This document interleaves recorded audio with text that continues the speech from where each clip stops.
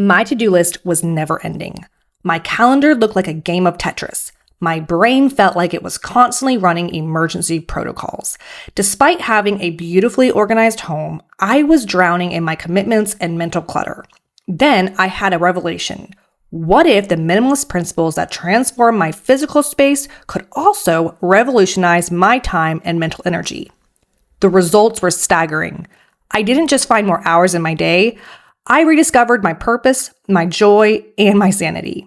So today, I'll be sharing the exact system that helped me escape the burnout cycle and create true breathing room in my life. This isn't about doing less. It's about making space for who and what matters most. So the first step in my journey was just to create what I call a commitment inventory. This is literally where I listed out every single one of my regular commitments in my life, like work responsibilities, volunteer positions, appointments, social obligations, family duties, reoccurring appointments, and side projects. Everything that took up time in my calendar or the space in my mind. I then decided to take each of those and reevaluate each commitment with 3 questions. Number 1, does this commitment align with my core values or my current priorities? Number 2, does this commitment energize me or drain me? Number 3, I asked myself, if I were to start this again today, would I choose to take this on again? Is it worth it? This process was super eye-opening because what I discovered was I was participating in things that no longer served me and that started to drain me. And these things were no longer aligning with what I wanted my life to look like or my priorities or my values anymore. And the hardest part wasn't actually identifying what needed to go, but rather it was letting the commitments go. Because along with letting things go and letting the commitments go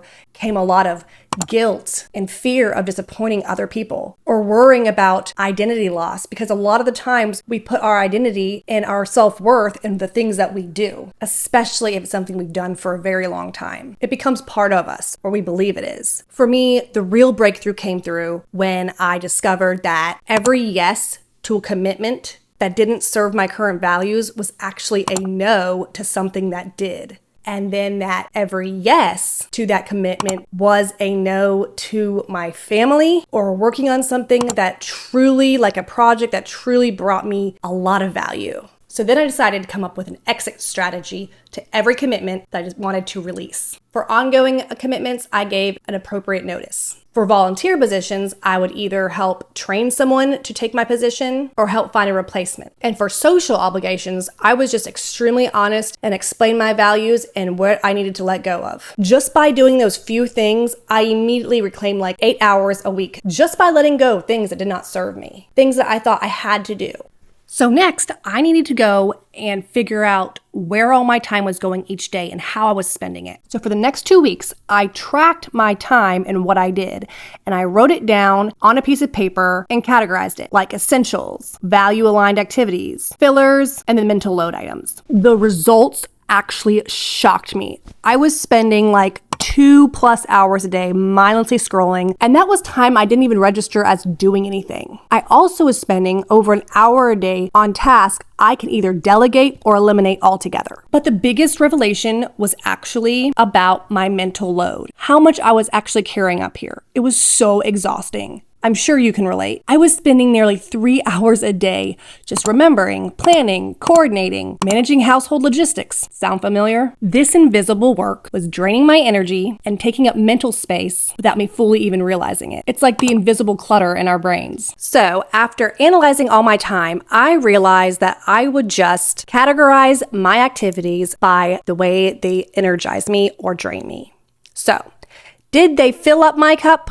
Or did they drain it? This helped me really narrow down the energy vampires. Things like constantly checking my email, saying yes to last minute plans because I feel obligated to go, and then trying to multitask all of the household responsibilities. And on the flip side, I found energizing boosters that I wasn't prioritizing, such as my morning quiet time, uninterrupted creative work, and fully present time with my loved ones. So just by becoming aware of these patterns, it really helped me focus my energy, shifting my time from energy-draining activities to energy-giving ones. Now I want to share the specific steps I took to transform my schedule and mental load. And these are super practical strategies that you can implement right away. The first thing I did was a calendar cleanse, and that's where I took an entire weekend and cleared the whole thing out and reset my calendar. I removed all reoccurring commitments and only added in the non-negotiables. Then I intentionally scheduled buffer time between appointments, no more back-to-back stuff, designed blocks of deep work. Then I even scheduled true downtime with nothing but relaxing and time to reset and re-energize. And then some regular self-care activities. And then I also started implementing things like theme days, where similar tasks are blocked together, like handling all my administrative work on Mondays and then creative projects on Wednesdays. The second thing I decided to implement is decision-making framework. And this is just a simple framework for evaluating new opportunities. And I would go through these little questions to evaluate this framework. So does this align with my top 3 priorities? Will this energize or drain me? Will I need to say no to something else if I say yes to this? Or can this wait until a different season in life?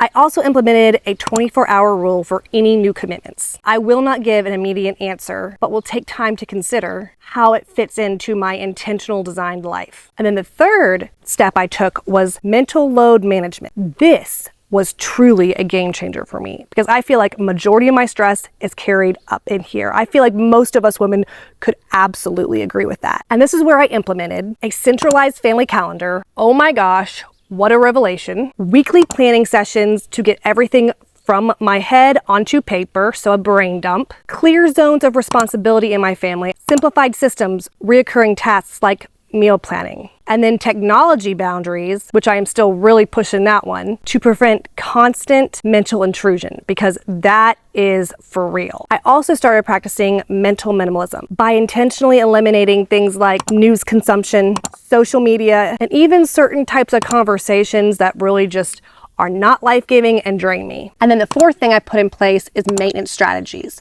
to help prevent me from falling back into bad old patterns. So now I look back quarterly and review my commitments, do weekly schedule assessments, daily intention setting, and regular check-ins with myself, assessing my energy levels and where my joy factor falls and what is draining me and what is giving life to me. So being very reflective in this process. And what helps me get crystal clear on this, if I'm ever like not sure, is using the hell yeah or no strategy by Derek Sivers. So if a new opportunity arises and it doesn't excite me and it's not like a hell yeah, it's going to be an automatic no. Applying these minimalist principles to my schedule and my mental load has been more transformative than even the decluttering my space. Although that definitely plays a role in your mental load, it has freed me up far more than I ever could have imagined.